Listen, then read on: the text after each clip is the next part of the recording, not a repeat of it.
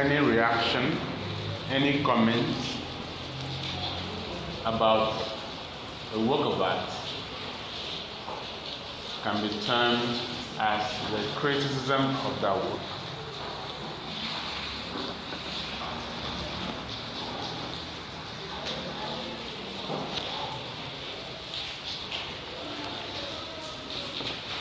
As I always say, you must not be confused with the term criticism.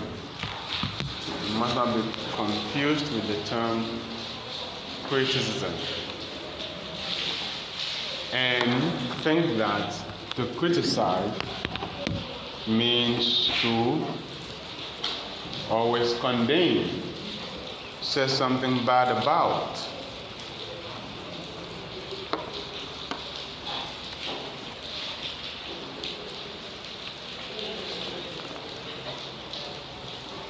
That is not true, because to criticize means to appreciate.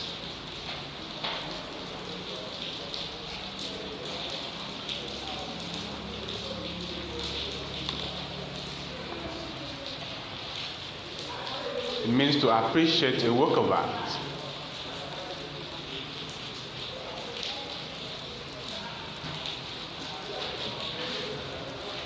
To make an informed comment about the work of art.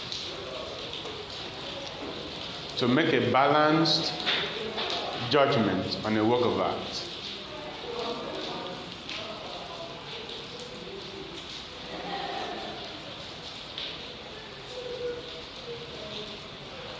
To make an objective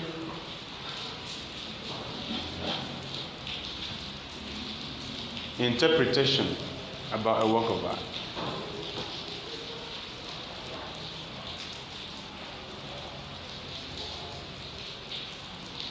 And to be objective means that you have to point out what is good about the work and the shortcomings of the work.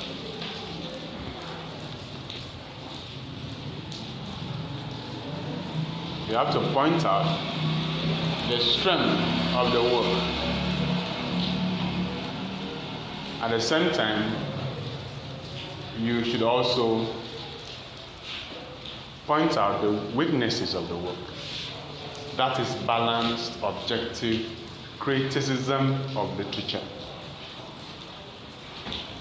That is, if you feel that literary criticism is all about saying whether a work is good or not. So you're going to be trained to be an objective critic of literature.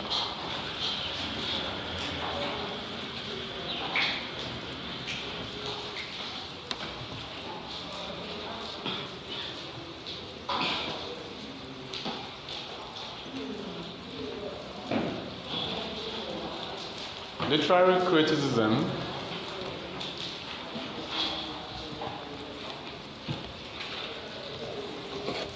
can be defined as the application of critical theory to a literary text.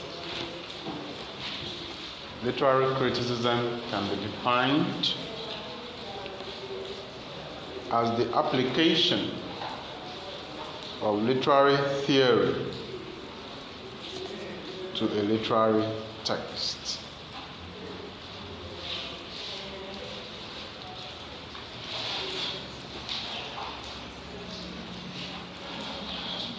This is the definition that is given by Lois Tyson, 2015. It says that literary criticism is the application of critical theory to the literary text. Tyson maintains that everyone practices literary criticism. everyone practices literary criticism. However, while some go about it consciously,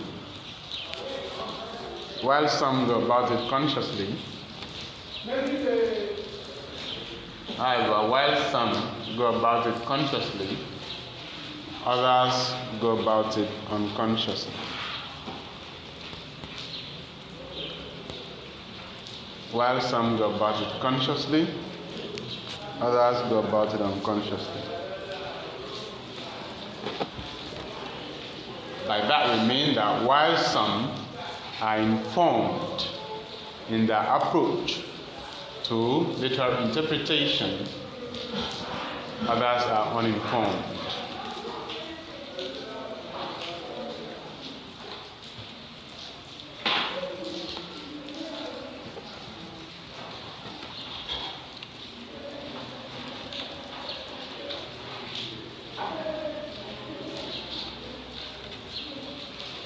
As already stated, literary criticism is inevitable to all who encounter art objects. Literary criticism is inevitable to everyone who encounters objects of art. Because you must make your impression known. You must make your impression known.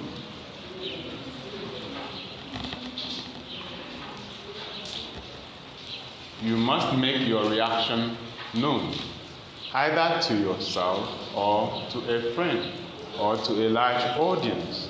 It is inevitable. It's almost like breathing.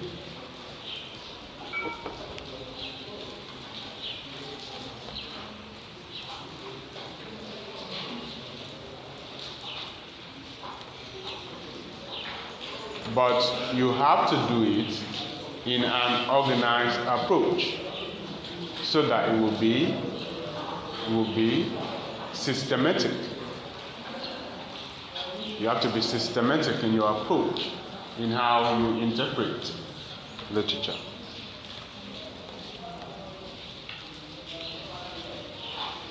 So when we interpret a literary text, when we attempt an interpretation of the literary text, when we want to say what a text means,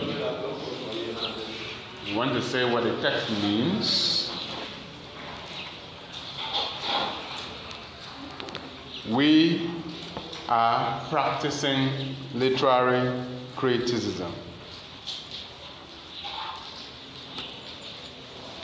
When we say this is what this text is talking about, we are already in the realm of literary criticism.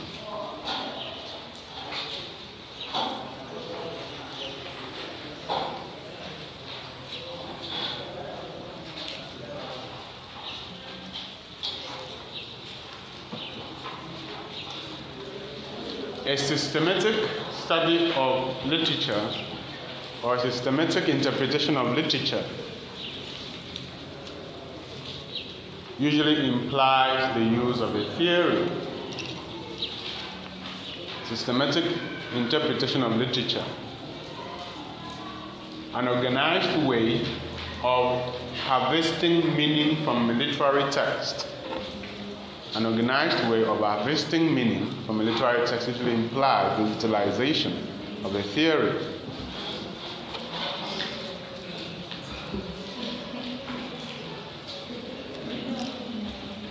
An organized way of studying literature usually implies the use of theory.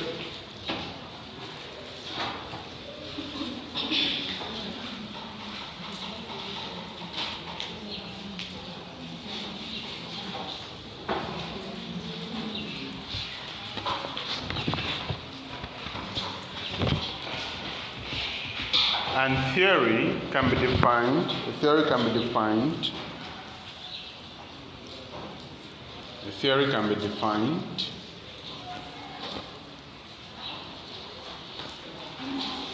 A theory can be defined as a body of ideas and methods. A body of ideas and methods. A body of ideas and methods used in the interpretation of literature. A body of ideas and methods used in the interpretation of literature. Theories give us the criteria, the yardsticks for determining the worth or meaning of a literary text. Theories give us the criteria or the yardsticks for determining the meaning or the worth of a literary text or a work of art.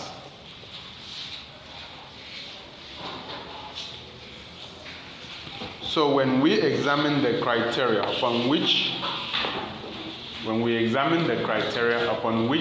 our interpretation of literature is based, we are talking about theory. When we examine the criteria upon which our interpretation of literature is based, we are talking about theory. Because theories give us the rules for the interpretation of literature. Theories give us the rules for the interpretation of literature.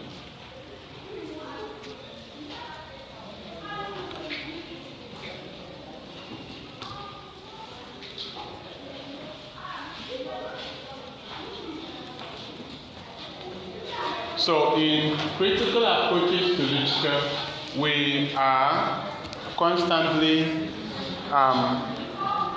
looking at two items, two components. In critical approaches to literature, we are looking at two components. We are looking at literary criticism, we are looking at literary theory. And you must be mindful of the difference between the two.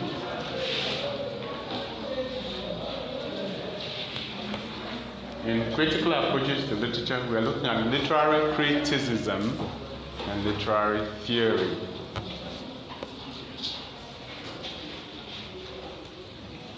You must understand the basic difference between the two. Literary criticism is the art of interpreting a work of art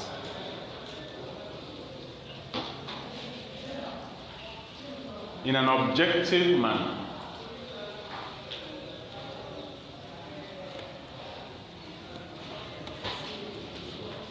It's the act of evaluating a work of art, talking about its worth, its greatness, or otherwise in an objective manner, saying what it means, whereas theory gives us the criteria, the yardsticks, the rules, and the principles to use in interpreting literature. So we are asked, what is the difference between literary criticism and literary theory? We should be able to state convincingly.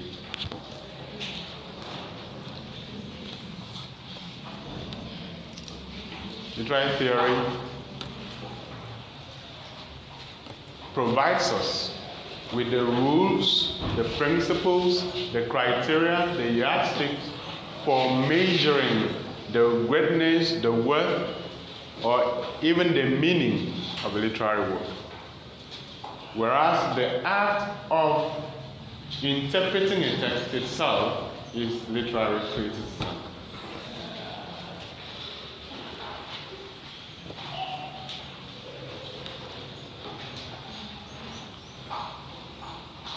Matthew Arnold, a Victorian educationist and teacher, school inspector, Matthew Arnold, finds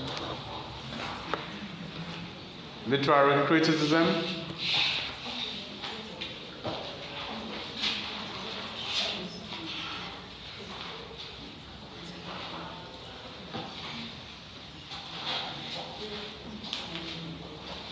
defines criticism as, quote, a disinterested endeavor to learn and propagate the best that is known and thought in the world. A disinterested endeavor to learn and propagate the best that is known and thought in the world. Matthew Arnold, a Victorian educationist, once defined literary criticism as a disinterested endeavor. A disinterested endeavor to learn and propagate the best that is known and taught in the world.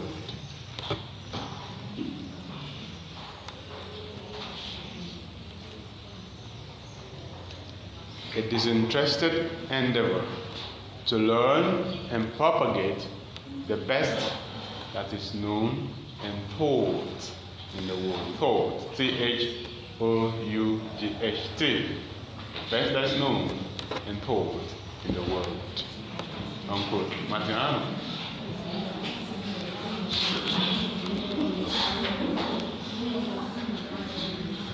So literary criticism is a disinterested endeavor.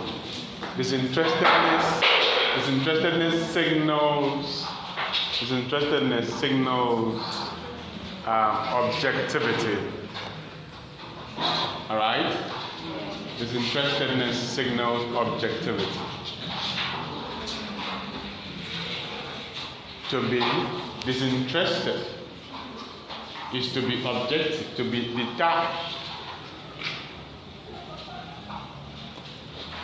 To be detached, not to be too personal. So it signals objectivity. So that means literary criticism demands objectivity from its practitioners. Literary criticism demands objectivity from its practitioners. Which is why we said from the beginning that criticism demands that you have or propagate a balanced judgment of the art object.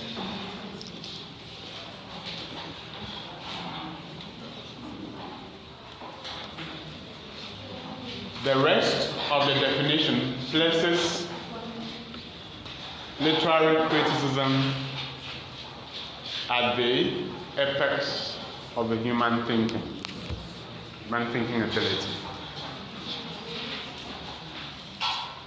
The best that is known and taught in the world. Just like poetry. So literary criticism is a disciplined activity. Literary criticism is a disciplined activity. Literary criticism is a disciplined activity that describes, studies, let's take note of these terms, that describes.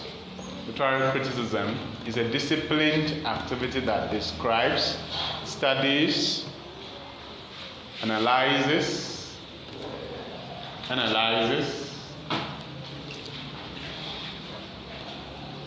justifies,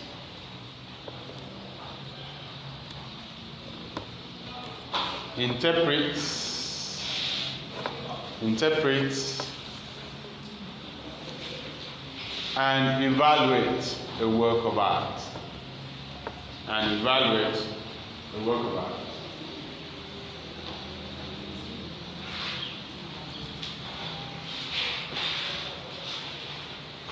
And evaluate the work of art.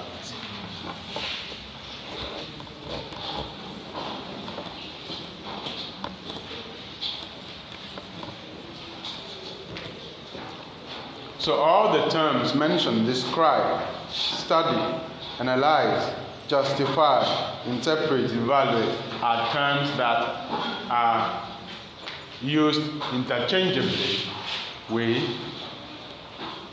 criticism, to criticize. It's not all the time that you might come across the term criticize. It could be in the form of description. It could be in the form of analysis. Okay? It could be in the form of interpretation. You could be asked to justify. For example, if somebody can ask you to justify the title of the drama text, Let Me Die Alone. Justify the title. That is still criticism.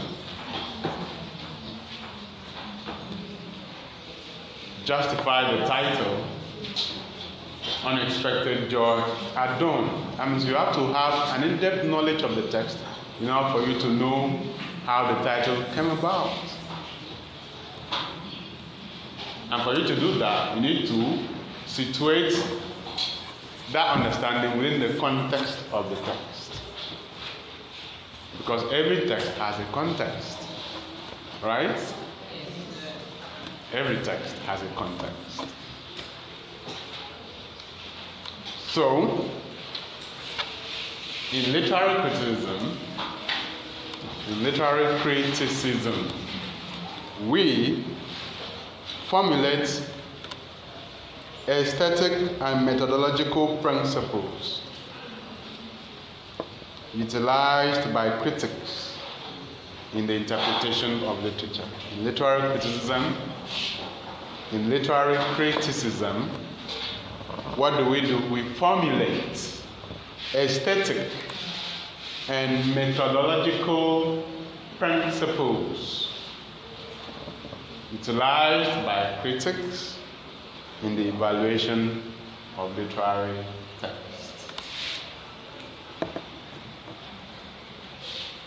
Utilized by critics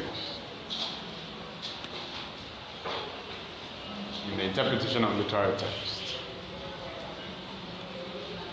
Aesthetic principles help us to appreciate the beauty of a literary work.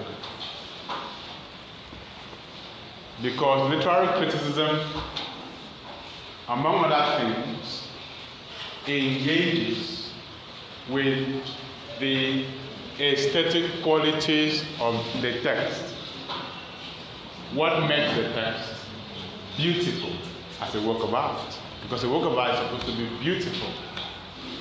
So what makes it beautiful? What makes it great? What informs its greatness?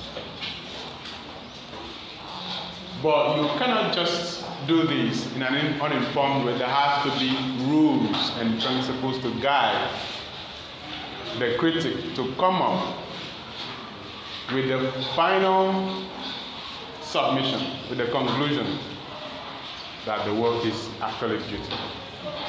I have used all the existing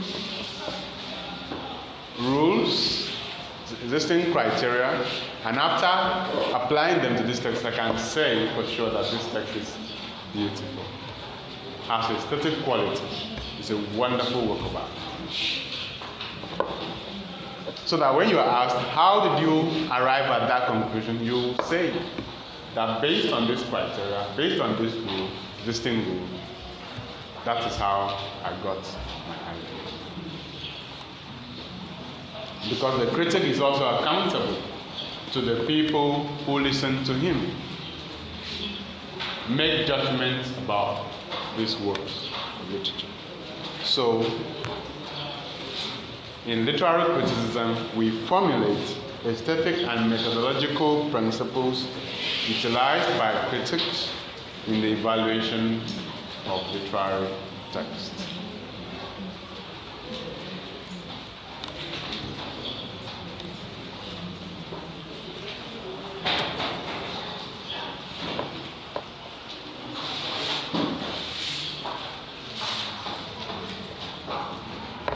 So I'll give you an instance.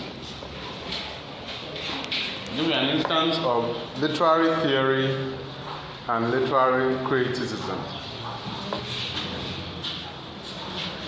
Give you an instance of literary theory and literary criticism.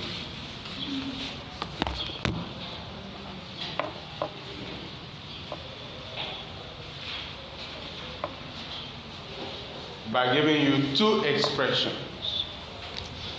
One,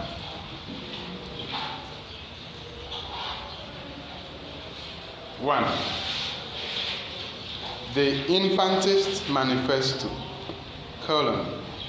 an excursion on infant criticism.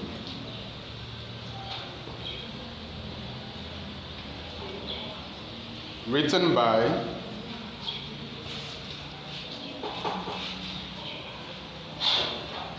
Ayoitem in 2008. The Infantist Manifesto, an excursion on infant criticism by Ayoitem, 2008. Number two,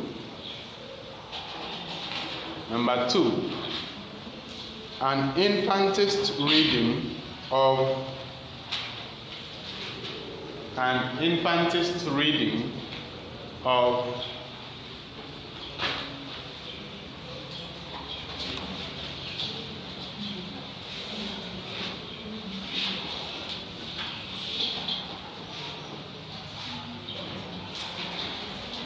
Chinua Achebe's Things Fall Apart.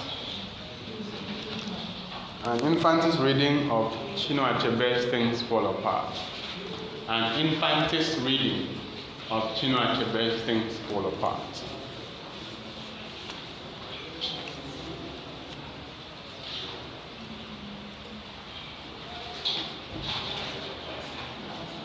In number one, we are dealing with a literary theory.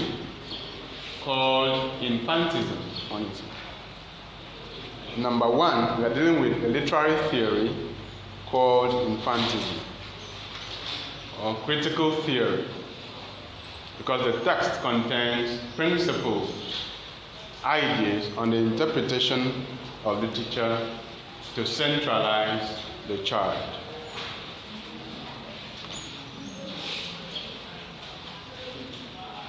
Because the text deals with principles and rules for interpreting literature in such a way that it pays attention to the child. Number two is an example of literary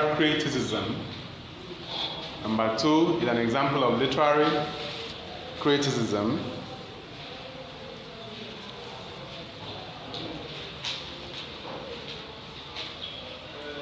Because it applies the principles of infantism to the study of Chinua Achebe's Things Fall Apart.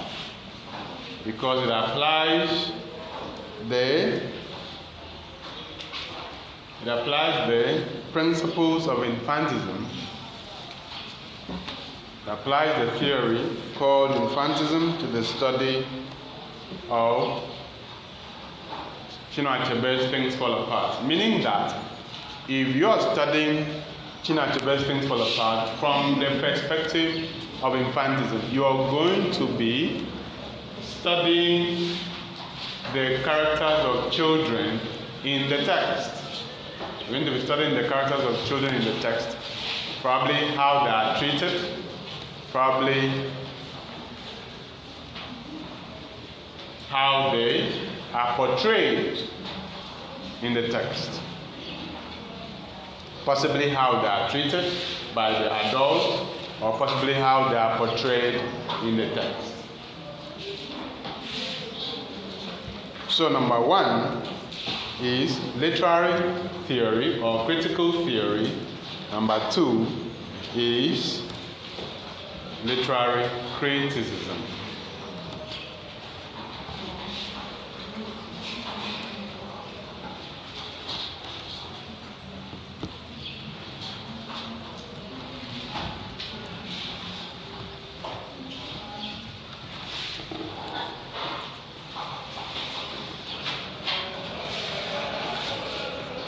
There are two broad types of literary criticism. There are two broad types of literary criticism. There are two broad types of literary criticism.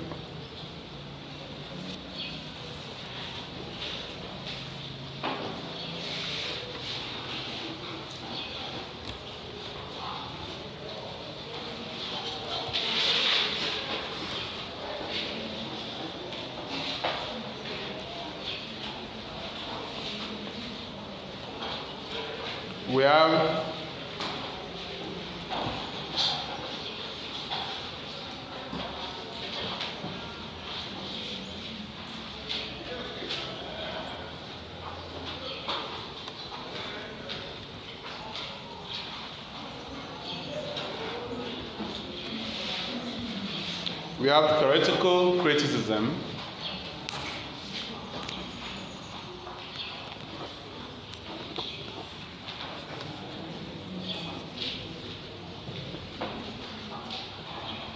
theoretical criticism,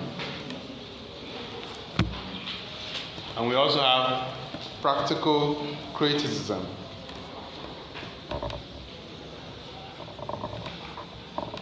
You don't call it practical criticism, you call it applied criticism. You don't call it practical criticism, you call it applied criticism.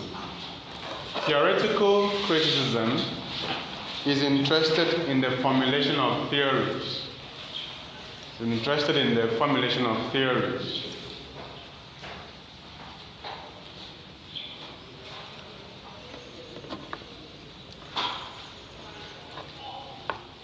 And theoretical critics are those who are interested in formulating theories to be used in the interpretation of literature.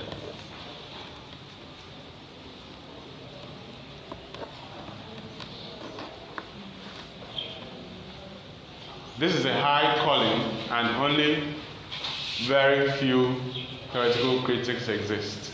Those who actually advanced ideas, a set of ideas, to be used in the interpretation of literature.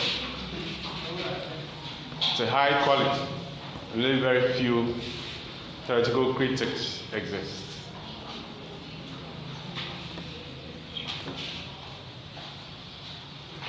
Because these are the guys who form theories, who formulate theories to be used for the study of literature. The advanced models, theories, approaches for understanding or interpreting a text. And then we have practical criticism. It is so called because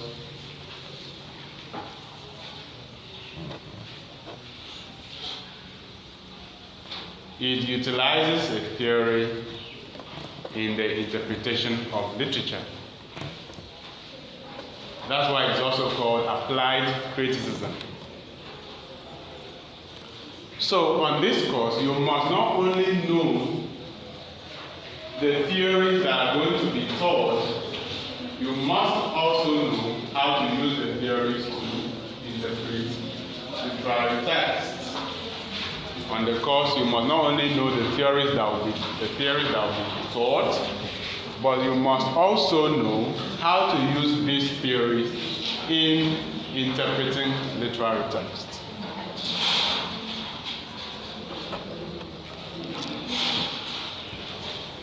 So, If you do not call it practical criticism, you call it what?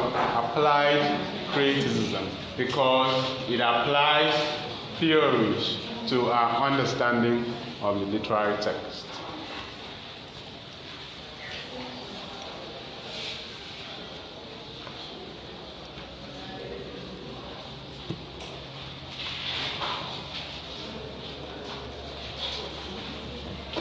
Practical or applied critics are two types. Practical or applied critics are two types. Practical or applied critics are two types.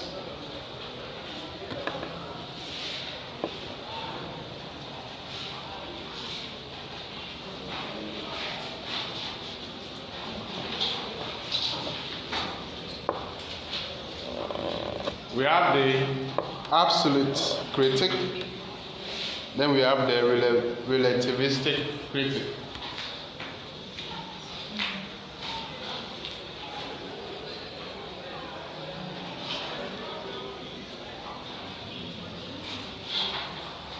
I just call them absolute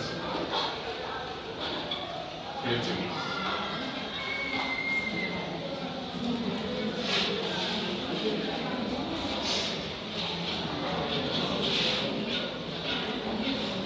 Or relativist.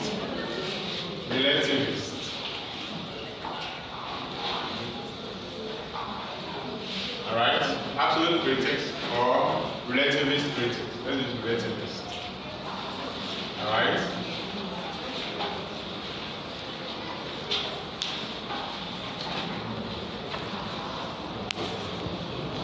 Absolute critics or relativist critics.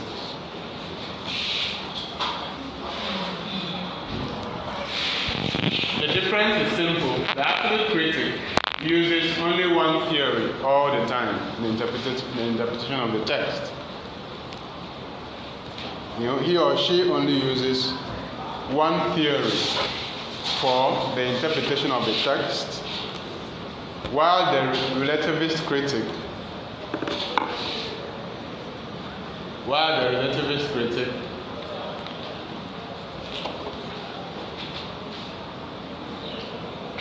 is not confined to one theory. He varies his theory. It's not confined to one theory. So you can meet a critic and the critic says, I am a post-colonial critic. So that means all the time we talk about post-colonialism, which for me is boring. So all the time we talk about post-colonialism, nothing more than post-colonialism. That is his theory. So that's the absolute critic, or the absolutist critic.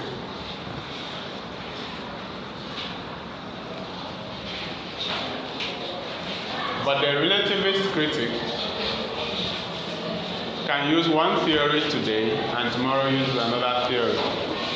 Can use feminism today, tomorrow use postcolonialism, the next day infantism, next day reader response, next day Marxism, and so on and so forth.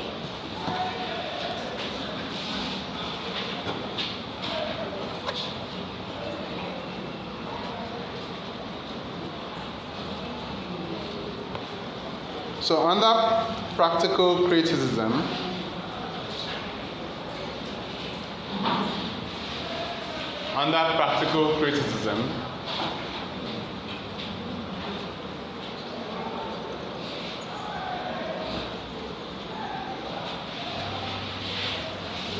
we can have impressionistic criticism,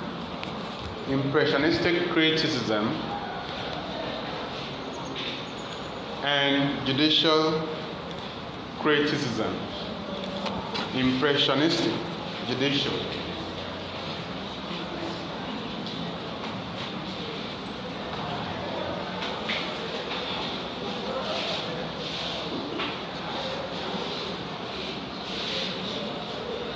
Judicial criticism.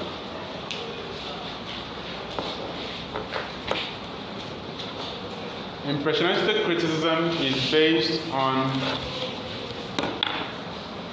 the feelings, emotion, or impression of the critic or the reader. Remember, the word reader can also be used to refer to a type of critic, because to read is to interpret. In literary criticism, to read is to interpret. So if I ask you, read this text as an infantist, I'm telling you to interpret the text from the perspective of infantism. So impressionistic criticism is based on the impression of the critic, This is among the commonest type of criticism, the easiest, all right, the one everybody participates in, the one everybody, so easy, so simple, so everybody can engage in impressionistic criticism. This is about how you feel about the text. Okay? It is not based on logic, it is not organized. It's not based on logic, it's not organized. It's not systematic. It's just based on feelings and impression. How you feel. The emotional response to the text. It's a form of impressionistic criticism.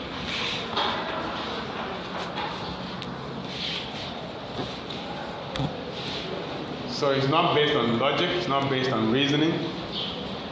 It is the type that everyone, all souls can participate in this type of criticism, because it doesn't take any effort. All you need to do is to read the work or see the movie, and then you give your personal impression, how you feel about it, which might not be informed at all, because it's not based on logic, it's not systematic, it doesn't follow known and existing literary principles and rules. Right?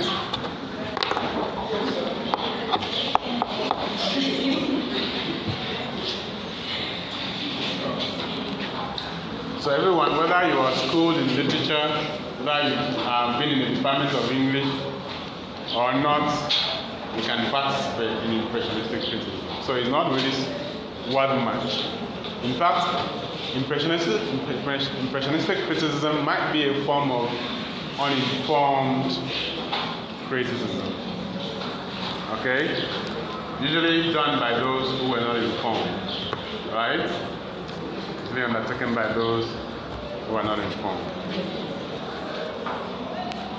And then you have the judicial criticism. Right?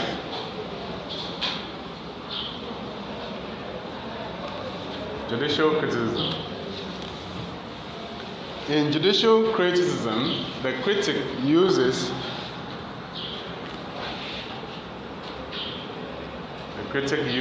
the organization. If I say organization, style, themes, and techniques of literary work to analyze its effects. The critic uses the organization, style, themes, and techniques of a literary work to analyze its effects.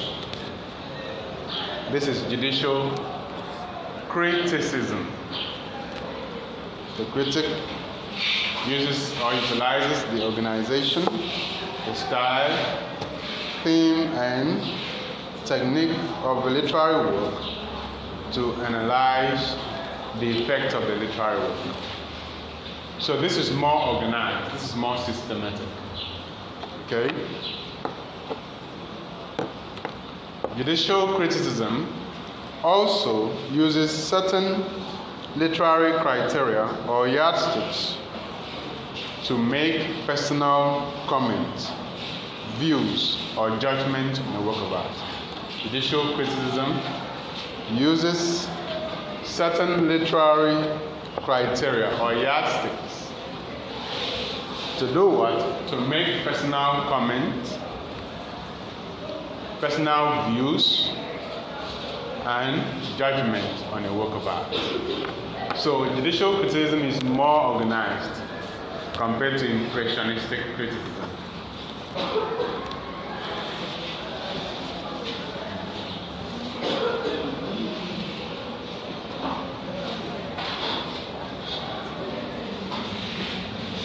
Let me check that again.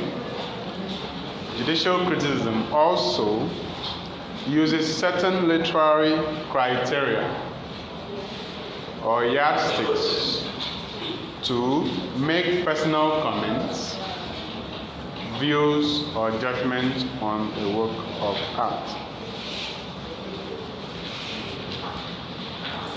Still under practical criticism, let us look at mimetic criticism. Mimetic criticism.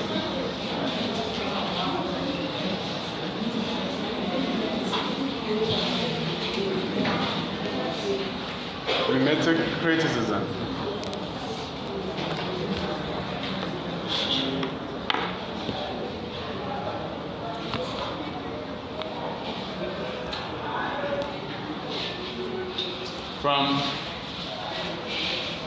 From mimesis, we have mimetic.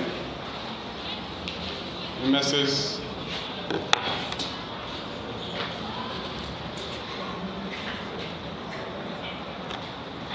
refers to the art of representing reality in a work of literature. Mimesis is the act of representing reality in a work of literature.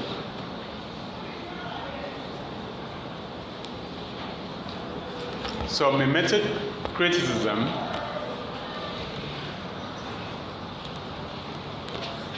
is a type of practical criticism,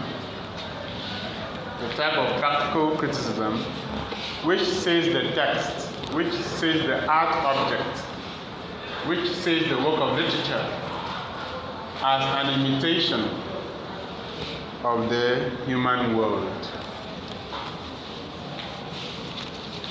Mimetic criticism is a type of criticism which sees the text, the work of literature, as an imitation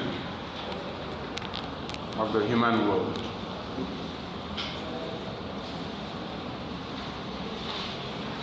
It is in mimetic criticism that we define literature as the imitation of reality. Right?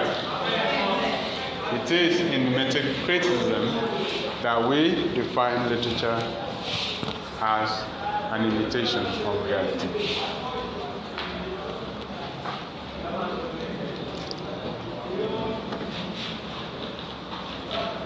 And so, in mimetic criticism, the critic is trying to see the extent to which the author has been able to capture the human world. How close or how distant is the text from the outside text? Right? How close or how distant is the text, right, from the outside text, from the world in which it tries to mimic, to imitate. So the closer the critic to the real world, the human world, the better we judge the text.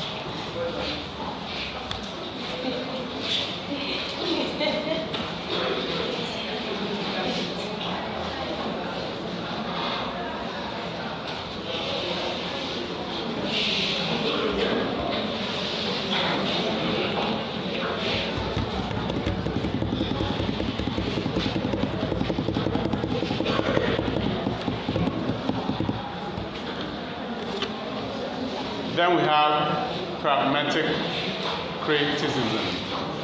Pragmatic criticism.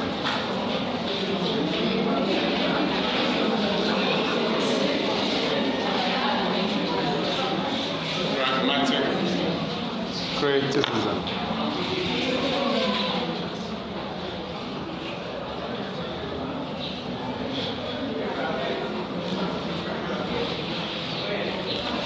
In pragmatic criticism, the critic studies the effect that the work of art has on the reader. In pragmatic criticism, the critic studies the effect that the work of art has on the reader. How does the work make the reader feel? In pragmatic criticism, the critic studies the effect that the work of art has on the reader. Because in pragmatic criticism, it is believed that the text is crafted, organized in such a way as to have certain effect on the reader. In pragmatic criticism, it is believed that the text is crafted or organized in such a way as to have certain effects on the reader.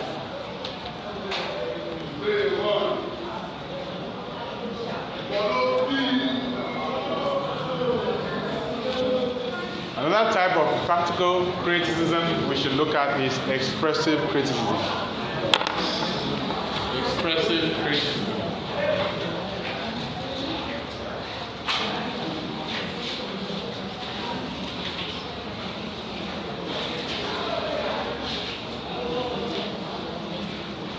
Expressive criticism.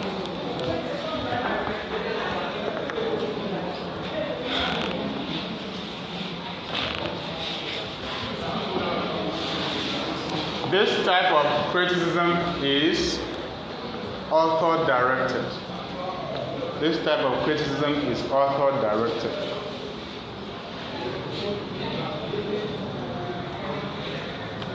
Expressive criticism is author-directed, directed at the author, because it examines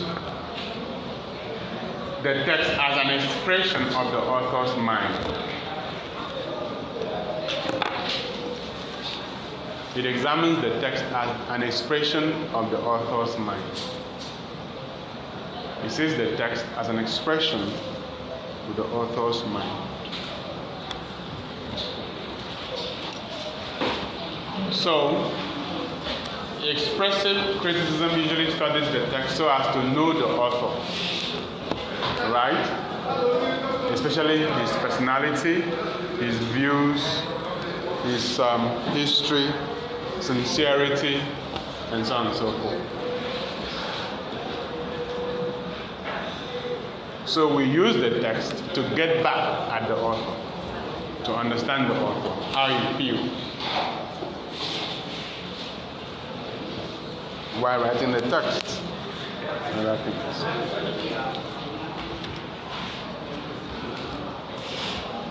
Of course, we have biographical criticism. Biographical criticism.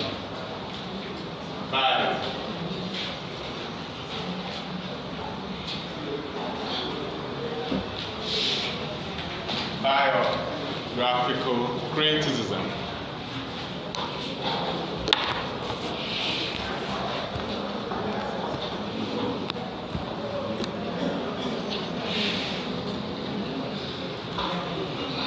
In biographical criticism, the text is studied so as to know the life of the author and how that life has informed the text. In biographical criticism, the text is studied so as to know the life of the author and how the life of the author has informed or has imposed itself on the text.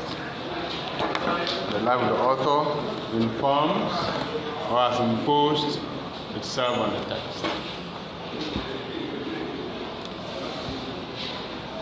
So, if you are undertaking a biographical criticism of the text, then you have to find out the history of the author, personal history of the author. First of all, and then you read the text to see if the text reflects this history, or how much of the author's life has been reflected in the text. How much of the author's life has reflected in the text. Okay? For instance, if you read Second Class Citizen by Buche Mecheta, and you read her life story, then you see that the text is autobiographical to a large extent. It may not be in all things, okay? To some extent, or to a large extent, the text reflects the life of the author, what she has gone through, what she's been through, her life experiences. So that's how to approach biographical criticism. You know the author's life first, and then you now read the author's works to see which aspects of the author's life have been fictionally represented in the texts. Okay? And to what extent the author's life has imposed itself in the story. Then we also have historical criticism.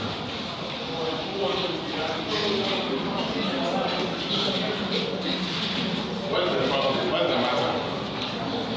What's the matter?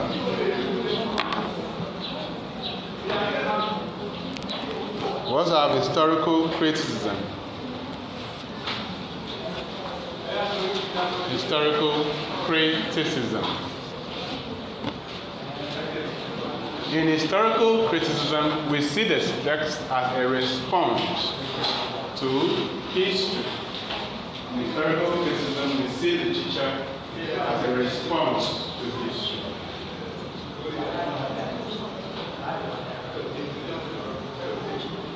We see the teacher as a response to history. In historical criticism, we see the teacher is viewed as a response to historical events.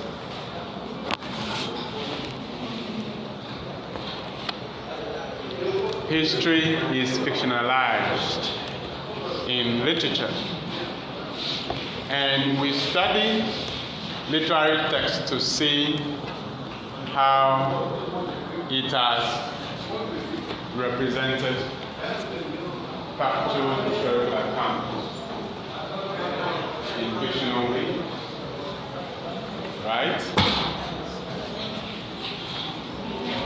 So literature usually responds to historical events like war, like slavery, colonialism, plague, famine, and so on and so forth. Things that actually happened in history, recreated, reimagined in literature, can be studied using the historical approach, historical criticism.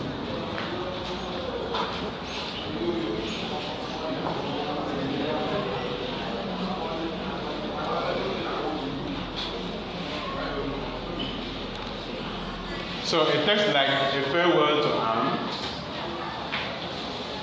by Hemingway is a response to history, response to the world, First World War. Just like A Farewell to Arms by Hemingway. It's a text that is a response to history, but a response to the events of the First World War. So the text can be studied from a historical approach.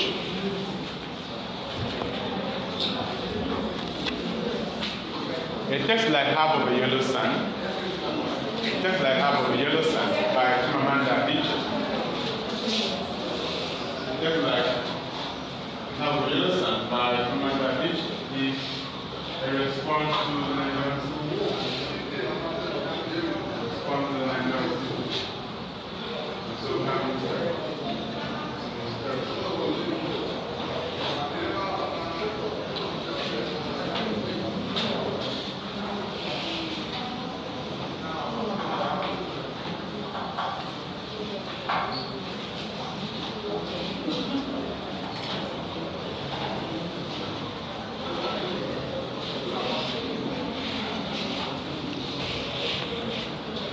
And then you have objective criticism.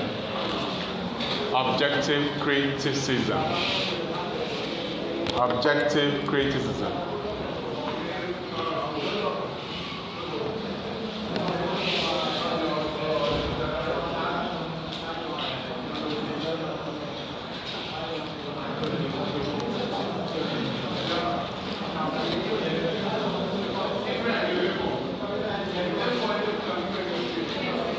Objective criticism is text-directed. Objective criticism is text-directed. Objective criticism is text-directed.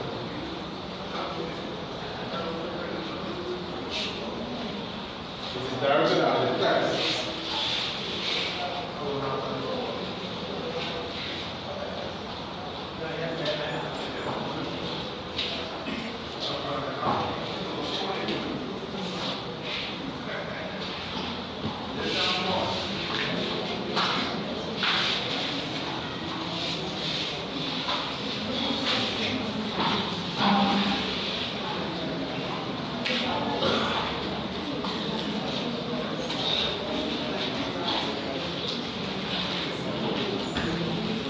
It says the text as independent and autonomous.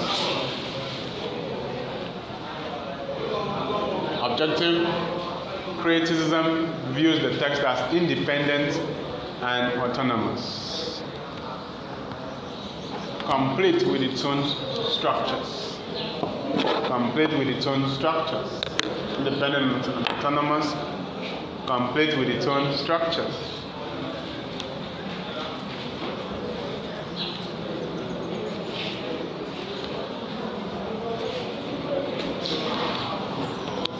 This means that the text is independent of the author, should not be studied in relation to the author. The text is independent of the author and should not be studied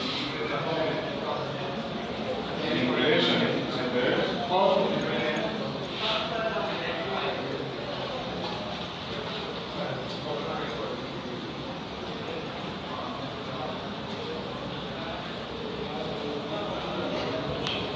The meaning of the text resides in the text and not outside the text in objective criticism.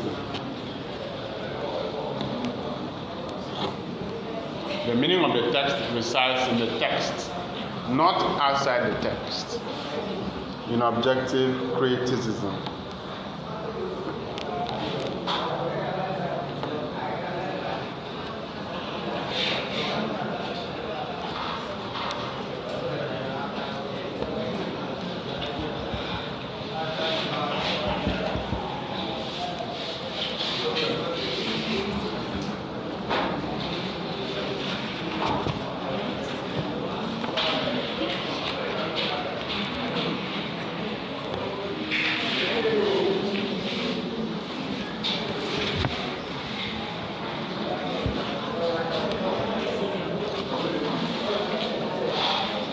So it is saying that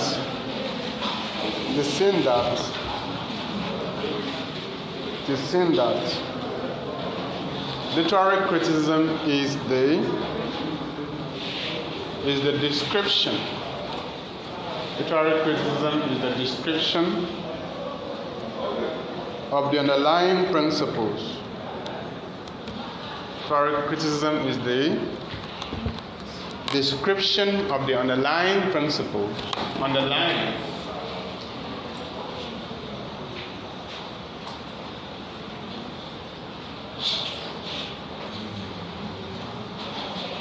principles.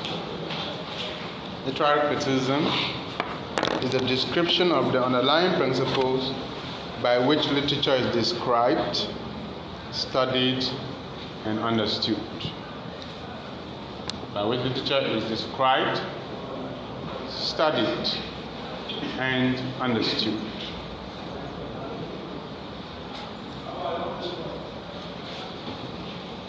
there's a need to make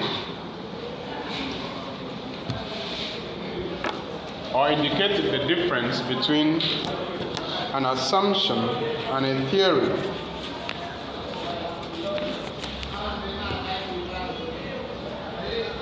There's a need to indicate the difference between an assumption and a theory.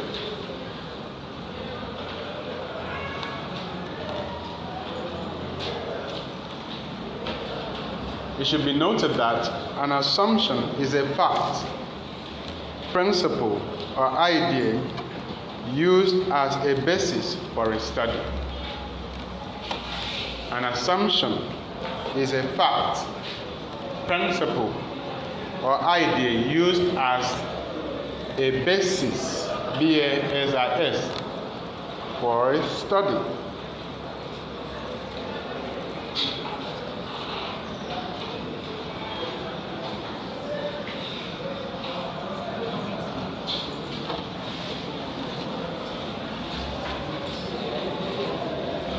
It should be noted that assumptions are not immutable because they can be challenged.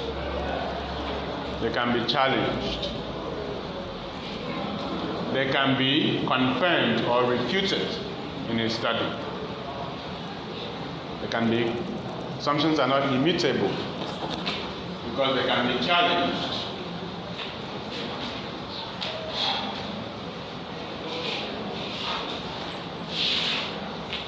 Not fixed, they're not unchanging because they can be challenged, they can be confirmed or refuted in a study. But it usually provides the basis for the study. For instance,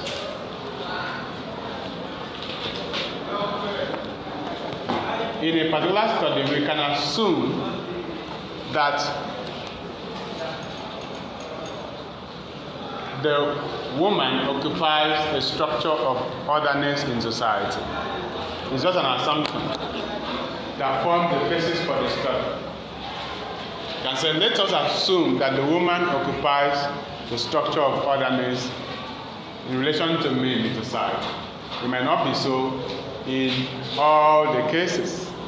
It's just an assumption.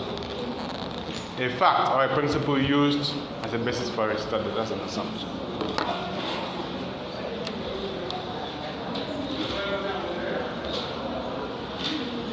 Theories, on the other hand, provide us with the worldviews or the ideology to view a text.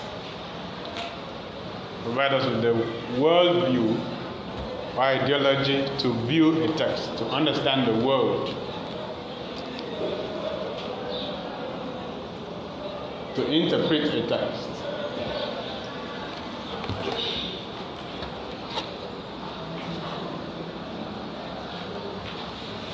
Theories, on the other hand, provide us with the worldview or the ideology to view the world, to view the text, and to understand the text. Theories provide us with the principles, the rules to understanding, interpreting, or judging the work of art.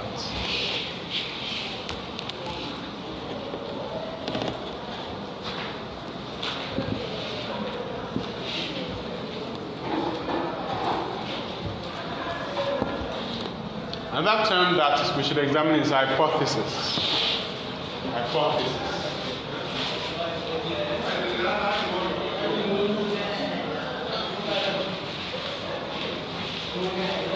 Hypothesis.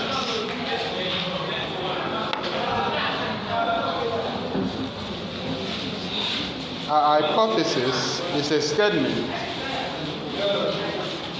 or proposition. A hypothesis is a statement or proposition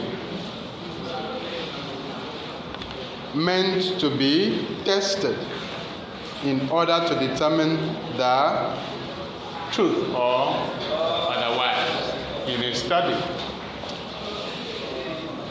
A hypothesis is a statement or a proposition meant to be tested, T-E-S-T-E-D, meant to be tested in order to determine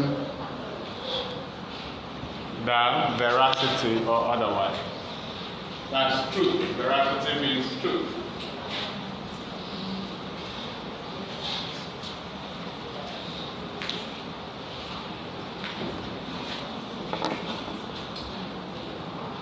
At the end of a research or a study, a hypothesis can be proved or falsified.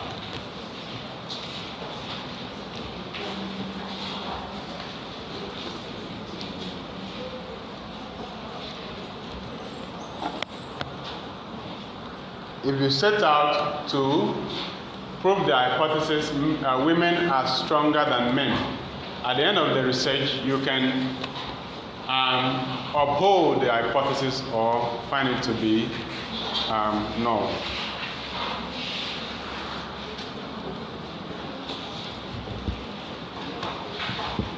Hypothesis can be proved or falsified at the end of a research.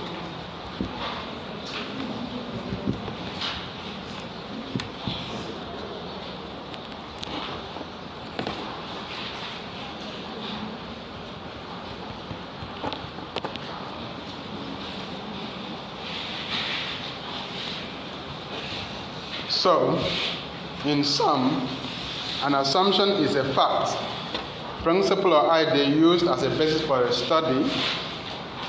A hypothesis is a statement or proposition that are meant to be tested in order to determine the veracity of otherwise in a research. And a theory is a set of principles, ideas that help us explain the working of a system or help us to have a worldview or interpret a text.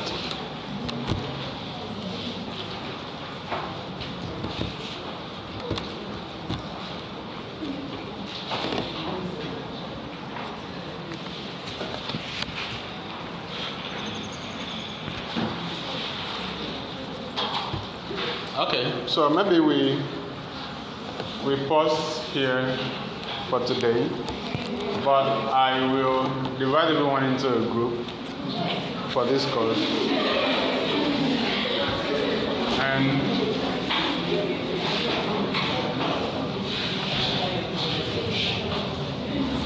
because I believe that the course should be offered for 2 semesters. So far it is offered for 1. So we do not really have time for teaching application of the theories. And the theories are so many. When you get a course online, you see that there are so many.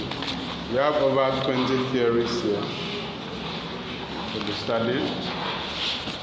So the grouping is to help you apply the theories you'll be taught to some literary text, and then you present to us, and then you are scored. So that's how it's going to work.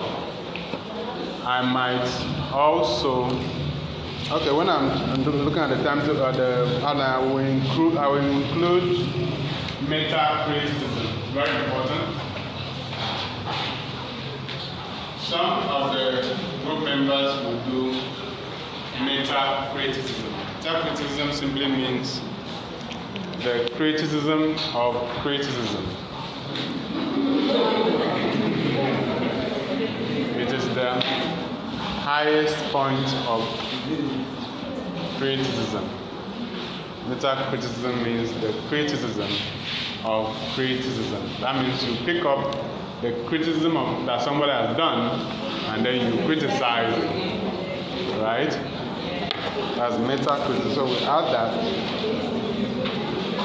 So some of the group will, because I think my observation is that students get to final year and they cannot carry out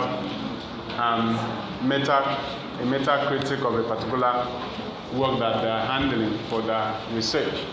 They are supposed to pick a paper, read the paper, and report on what it means, what is happening in that paper, what the author has done in that research, and report in your review of related literature. But most people can't do this. What I observe is that most people just copy somebody's work on the internet and bring it from the beginning to the end. So when you just start, you see this work.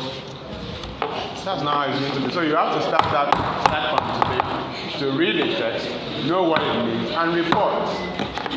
Report on that text. Say, I have read this text.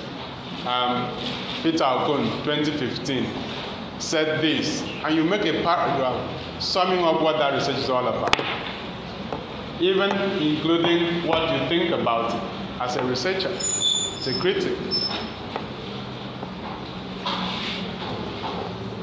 So this course is very important for a student of literature, as I've said, and you must pay attention to them.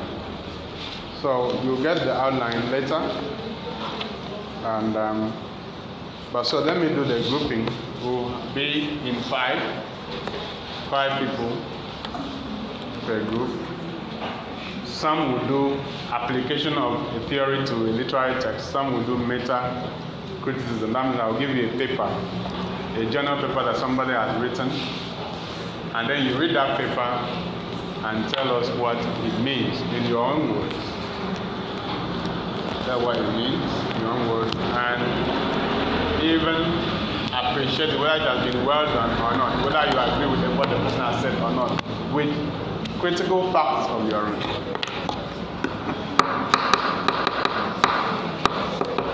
Okay?